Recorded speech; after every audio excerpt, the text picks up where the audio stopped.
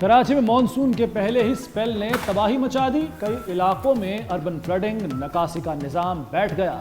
سڑکوں پر پانی ہی پانی، نشیبی علاقے زیر آب، گاڑیاں ڈوب گئیں، موٹر سائیکلیں بہہ گئیں، بسوں میں بھی پانی بھر گیا.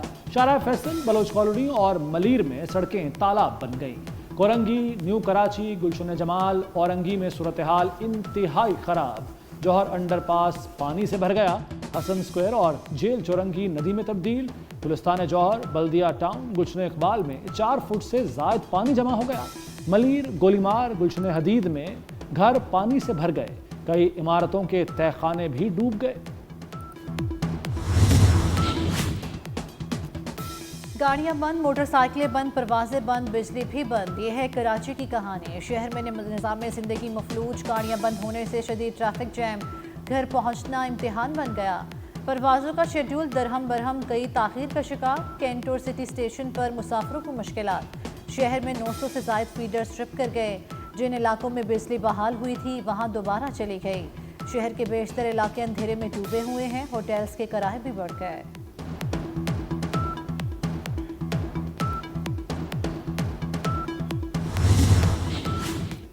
کراچی میں بارش کے دوران مختلف حادثات میں 8 جاں بحق. گلستان جوہر میں دیوار گرنے سے 4 جان سے گئے. اورنگی ٹاؤن میں دیوار گرنے سے بچہ جاں بحق. ڈیفنس خیابان بخاری میں کرنٹ لگنے سے 1 شخص جاں بحق. شاہ فیصل کالونی میں کرنٹ لگنے سے 2 نوجوان چل بسے.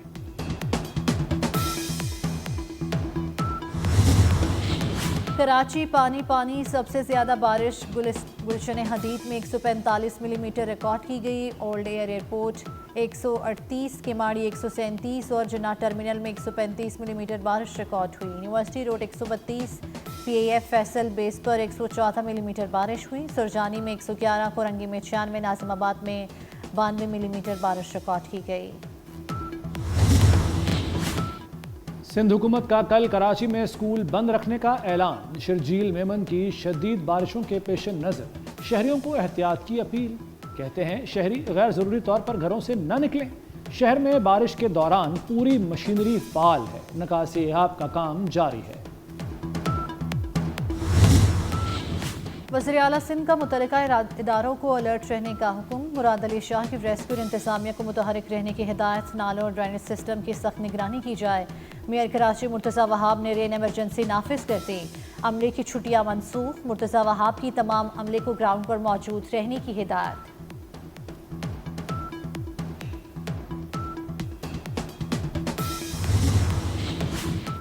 کراچی میں مزید 3 روز بارش کی خبر آ گئی. این ڈی ایم اے نے سندھ میں مزید 3 روز شدید بارش اور سیلاب کی وارننگ جاری کر دی.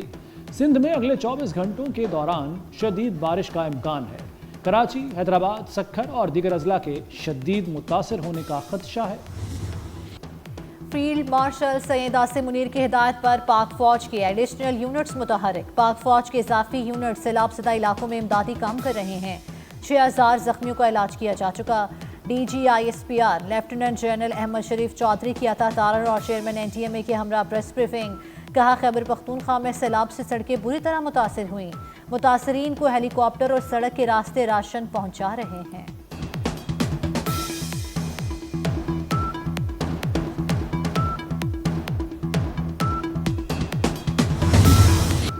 مانسون بارشوں سے 707 افراد جاں بحق اور 1000 زخمی ہوئے.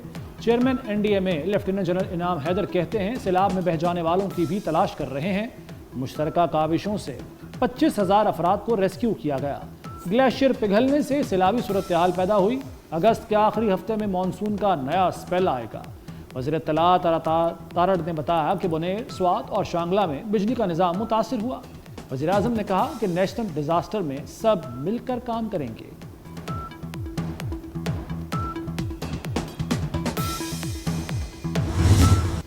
کلاؤڈ برس اور سیلابی ریلوں سے خیبر پختونخوا میں ہر طرف تباہی. سیلابی ریلے سے سب سے زیادہ تباہی ضلع بنیر میں ہوئی. بنیر میں 225 افراد جان سے گئے. صوابی میں بادل پھٹنے سے دلواڑی سے 13 لاشوں کو ملبے سے نکالا جا چکا. دیگر کے لیے آپریشن جاری. مانسیرہ میں بٹل ڈیری حلیم کے گاؤں میں 5ویں روز بھی ریسکیو آپریشن. ریسکیو ٹیموں نے مزید 1 شخص کی لاش برآمد کر لی.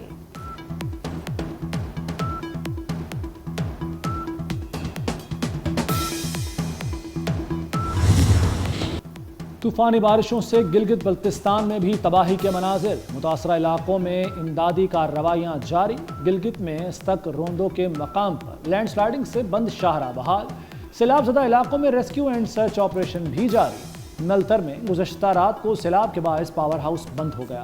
ضلع انتظامیہ سڑکوں، پانی اور بجلی کی بحالی کے لیے امدادی سرگرمیوں میں مصروف۔ گلگت، مظفر آباد، مانسیرہ اور موسلادھار بارش، ایبٹ آباد، کلیات میں بادل جم کر برسے۔ ملاکنڈ ڈویژن میں تعلیمی ادارے ایک ہفتے کے لیے بند۔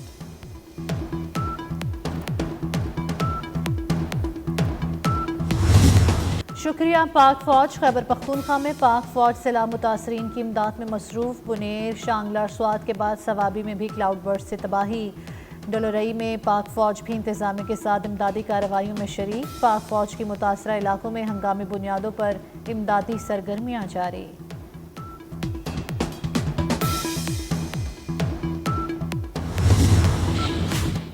طوفانی بارشوں کے بعد دریا بپھر گئے۔ دریائے راوی میں جسٹر کے مقام پر نچلے درجے کا سیلاب۔ دریائے چناب میں ہیڈ پنجند اور ہیڈ محمد والا کے مقام پر پانی کی سطح میں مسلسل اضافہ۔ دریائے چناب میں جھنگ کے مقام پر سیلابی صورتحال برقرار۔ تریمو بیراج پر پانی کی سطح بلند۔ دریا ستلج میں طغیانی، بھاول نگر میں پانی قریبی آبادیوں میں داخل ہو گیا۔ دریا سندھ میں گڈو بیراج پر درمیانے درجے کا سیلاب۔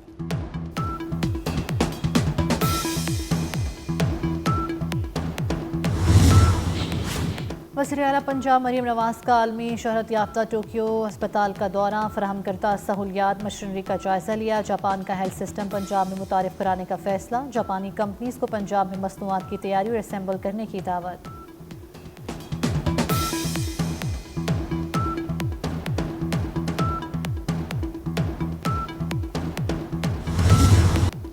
سینٹ میں انسداد دہشت گردی ترمیمی بل 2025 کا صرت رائے سے منظور۔ وزیر مملکت طلال چودھری نے ایوان میں بل پیش کیا۔ پی ٹی آئی ارکان کی بل کی مخالفت۔ سینیٹر علی ظفر کا بل پر تحفظات کا اظہار۔ کہا یہ قانون دہشت گردی کے خاتمے کے لیے بنایا گیا تھا، لیکن اس کی دفعات سیاستدانوں اور صحافیوں کے خلاف استعمال ہو رہی ہیں۔ قانون میں عدالتی نگرانی، شفافیت اور بنیادی حقوق کا احترام لازمی ہے۔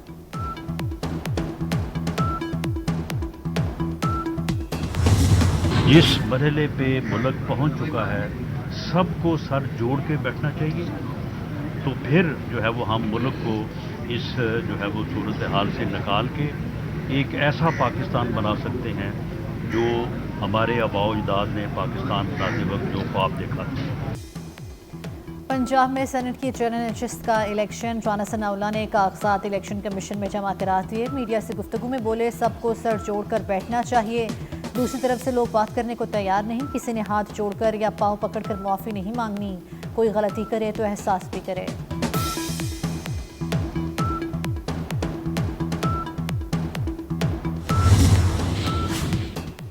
دہشت گردوں کی سہولت کاری کا الزام، گرفتار لیکچرر ڈاکٹر عثمان 14 روز کے ریمانڈ پر سی ٹی ڈی کے حوالے۔ سی ٹی ڈی نے یونیورسٹی کے لیکچرر ڈاکٹر عثمان قاضی کو اے ٹی سی میں پیش کیا۔ ڈاکٹر عثمان قاضی کو ان کے گھر سے گرفتار کیا گیا تھا۔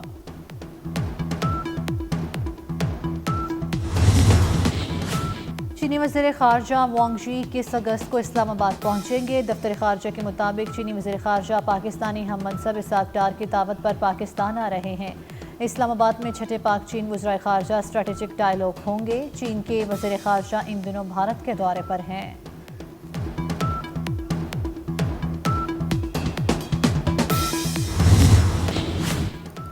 انسانیت کے عالمی دن پر غزہ میں انسانیت شرمسار۔ غزہ کے مشرقی اور وسطی علاقوں میں شدید حملوں میں 60 فلسطینی شہید۔ امداد کی تلاش میں آنے والے 37 افراد بھی جان سے گئے۔ غذائی قلت سے مزید 5 فلسطینی دم توڑ گئے۔ قحط سے اب تک 112 بچوں سمیت 263 افراد جاں بحق ہو چکے۔ غزہ میں شہادتیں 62,000 سے تجاوز کر گئیں۔ غزہ جنگ بندی کی کوششوں میں بڑی پیش رفت، حماس نے مصر اور قطر کی تجاویز منظور کر لی۔ تجاویز میں فوجی کارروائیوں کی معطلی شامل، فلسطینی قیدیوں کے بدلے آدھے اسرائیلی پر یرغمالیوں کو رہا کیا جائے۔ تجاویز میں جنگ کے خاتمے کے لیے جامع مذاکرات تک پہنچنے کا راستہ بھی شامل۔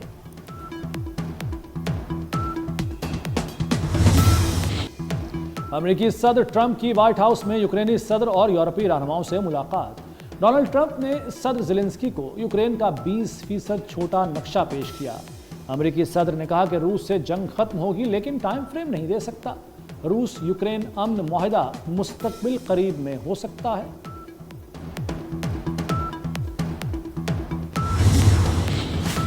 پاکستان کرکٹ بورڈ نے سینٹرل کانٹریکٹ کا اعلان کر دیا۔ ون ڈے اور T20 کے کپتان محمد رضوان اور سلمان علی آغائی کیٹیگری سے باہر، بابر اعظم بھی اے سے آؤٹ۔ ٹیسٹ کپتان شان مسعود ڈی کیٹیگری میں چلے گئے۔ بابر اعظم، محمد رضوان، شاہین آفریدی، فخر زمان بی کیٹیگری میں شامل۔ شاداب خان، ابرار احمد، حارث رؤف کی کیٹیگری بی کر دی گئی۔ حسن علی، سائم ایوب اور سلمان علی آغا کو بھی بی کیٹیگری دی گئی۔ عبداللہ شفیق، نسیم شاہ، سعود شکیل، فہیم اشرف، ساجد خان، محمد نواز سی کیٹیگری میں شامل۔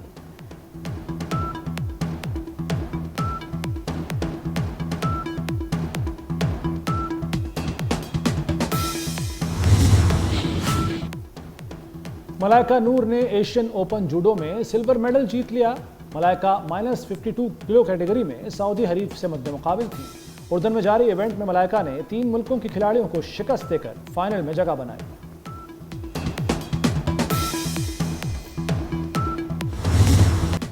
سرائکی اور پنجابی موسیقی کے بے تاج بادشاہ گلوکار عطا اللہ عیسیٰ خیلوی نے زندگی کی 74 بہاریں دیکھ لیں۔ پرستاروں میں لالا کے نام سے پہچان بنانے والے عطا اللہ عیسیٰ خیلوی نے 7 مختلف زبانوں میں 50,000 سے زائد گانے گائے۔